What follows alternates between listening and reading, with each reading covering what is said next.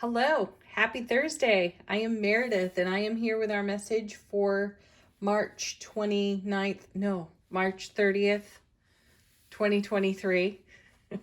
We're using Tarot of the Owls for our message today, as we have all week. We've got the sun in Aries, the moon's in Cancer. It's shifting into Leo later today. Check your time zone. Yeah. And of course, we're checking out the energy atmosphere with the cards. Let's see what they have to say. Our first is, hey now, everybody just sat up a little straighter, didn't they? The Tower. Woo. There's a doozy of a card to start a reading with. I feel excited to see it though, because it has been showing up with some regularity, and it is a harbinger of great and successful change. That's my feeling on it. We have been asked on repeat, invited on repeat by the cards lately to shore up our foundation, make space, make way for the oncoming. And what's in the oncoming but everything we've been nurturing in our hearts? And for goodness sake, we saw the Empress too in the mix with so many other dynamic cards about what we're birthing into the new now, right? On our foundation. So she was a great representation of that. And so is the Tower. I know that the Tower is spoken of in terms of destruction. It is also a card traditionally that is spoken of in terms of shock, awe, and surprise. And I'm not going to dismiss those energies, because those are all wonderful aspects of the Tower. My feeling though is that this is not something that's just popping out unexpected. This Tower represents everything collectively we know that requires our attention and our energy. So here it is one more time, saying make way, make space for the oncoming. This is a miraculous evolution within our magical manifestation abilities. So make room for what you've asked for, right? Next card. Yeah, High Priestess. So we're getting the intuitive nudge on this in a variety of ways. We're seeing signs all over the place. We are experiencing synchronicities. And when the High Priestess shows up too, we must also recall that she doesn't speak, she knows, right? She does not have to speak. And so part of her message is then to be discreet, use discretion, be quite mindful, really present with what you're sharing, with whom you are sharing, and have the presence of mind to continue to nurture what is sacred to you before you start speaking about it within your sphere of influence, where the energy then becomes subject to the influence of others. That is not to say that anyone has any sway whatsoever with what we manifest or how we do it. Though there are times in our enthusiasm when we share and our frequency is not met in the sharing. And that tends to take the wind out of our sails a bit, doesn't it? We've all experienced it. So stay present. That's the feeling. And continue to look for the signs that are being shown to us with surprise and delight and awe and synchronicity with the Tower energy. Let's see what's next. Here we go again. Now we have the Four of Swords. Fours are all about stability, and it's such a beautiful thing to see in the cards. When you have the Tower, you end up also simultaneously having cards that speak to stability. The Tower couldn't be more unstable as it comes down, right? As it crumbles. And really, that's a representation of all that's falling away that no longer serves. And here with the Four of Swords, this is rest, relaxation, preparation for what comes next. Rejuvenation for the spiritual warrior, right? A pause. And how sweet is that? Don't you want to step back and take a look at your own tower crumbling? And then as it all hits the ground and the dust finally settles, you can be there with a cheer for yourself for a job well done. That's the feeling I've got here in these cards. Let's see what's next. Another 4. Now it's the 4 of Pentacles. This card is called the Miser in Tarot, as if we're gripping and clinging and hanging on to something, or we're not sharing, being in the flow with an energy. My feel on this card is a bit different from that in this moment, in the sense that it's sitting right next to the 4 of Swords, and we've got the Tower at the beginning with the High Priestess. My feeling here is that we are preserving what is of value, what will go back onto the foundation. So consider, I think I said it yesterday, consider your tower your own personal spiritual DIY project. Not everything needs to hit the trash bin. Some things are worthy of keeping and repurposing or continuing to use in the same way. That's the feeling that I've got here with this 4. Let's see what's next. What's it all about? Yeah, it's all about the 10 of Cups. Woo!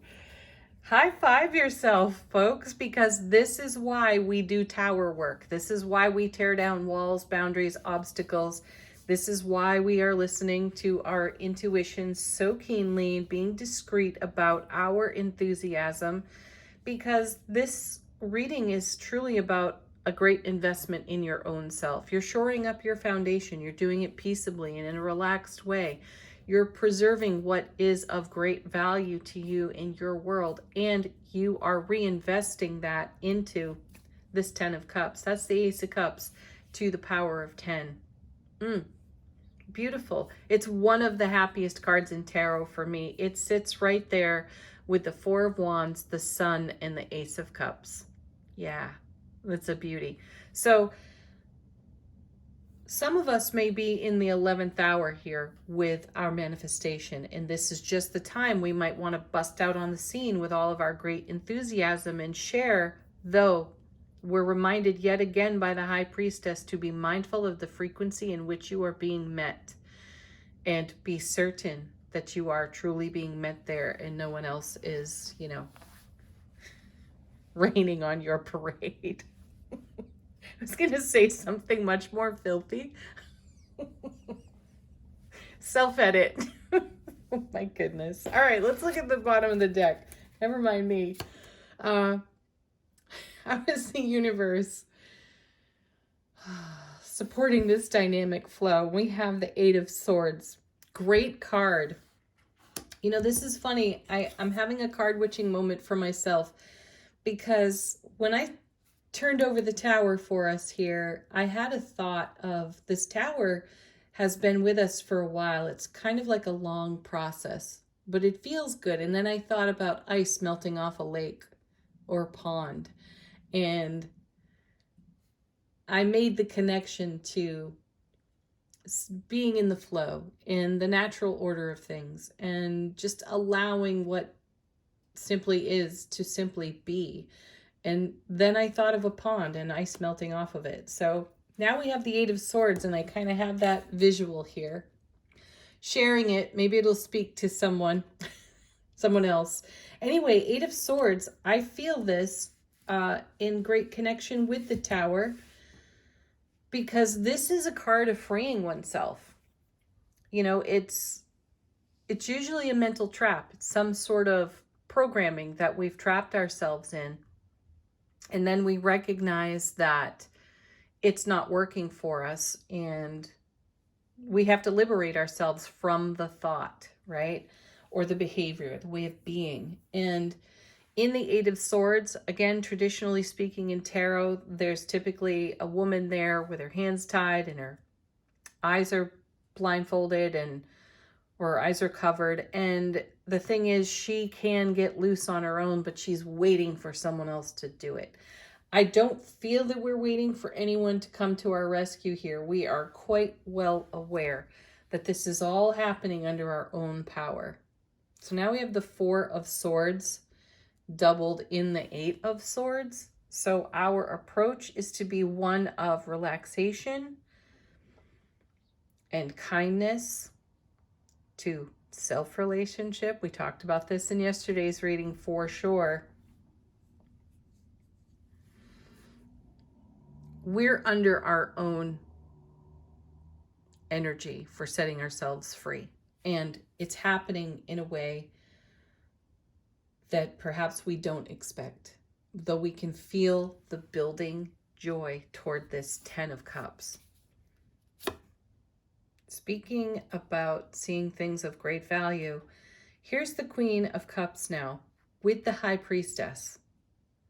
So intuition is key. Listening to those inner urgings that come just out of nowhere and taking action on those is essential to the divine flow of energy we find ourselves in the now, because we've got fresh inspiration, fresh information here with the Page of Swords, and we're taking a look at the horizon with a new perspective. We're being inspired by that new perspective. Coming next, we have, oh my goodness, look at this. The Queen of Pentacles. See, this is us creating that 10 of Cups. That's why the Tower is so important. That's why liberating ourselves from other experiences, behaviors, and attitudes is so important. We're doing things differently.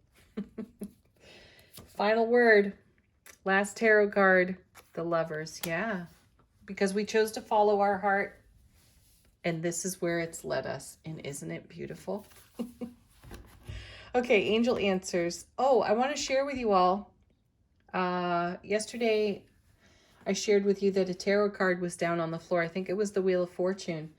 And then much later, underneath a chair across the room, how that happened, I don't know, I found the Helpful People card out of Angel Answers. So passing that message on to you. It's from yesterday. This deck is great for answering questions, bringing confirmation, and messages from your guides, ancestors, angels. What's it got to say to us today? You're ready. Yep. That's pretty simple and straightforward. You're ready. You're ready for that tower. You are the tower. You've been tearing down the walls, making way for, the 10 of Cups. Cards on the floor. Hang on.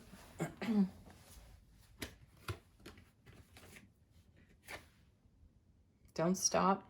I think this one actually came first. No. No, don't stop. Keep going. If some of you asked a yes, no, there's your sweet, simple no. It's not an emphatic no. That feels more like a not now. Okay. One more.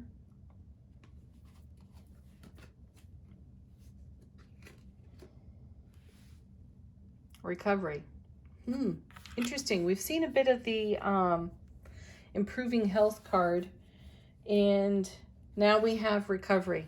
And this card connects for me to yesterday's. I think we had the 4 of Cups. It's why did I say that? See, the intuition was there like lightning, and then whoop, gone just as quickly. Closer than we realize, closer than we know. That's why I felt the connection to the 4 of Cups. And that was the message that came out of the 4 of Cups yesterday. There's something we don't see coming, and we're closer than we even know. And I feel that in this recovery card. Okay. How is our soulful presence informing our waking human consciousness? Shaman's Dream Oracle.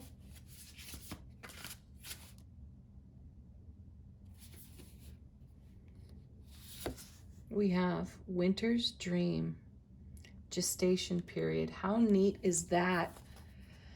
Yes, because we're giving birth to everything we were gestating on through the winter season. And this is why we're seeing the tower a little more frequently. And we've seen the Empress aplenty. I mean, she was with us every day for a solid week a few weeks back. So, again, one card confirms the whole reading. I think that is just fantastic. Have a beautiful Thursday, everyone. Peace, love, joy, blessings. Namaste.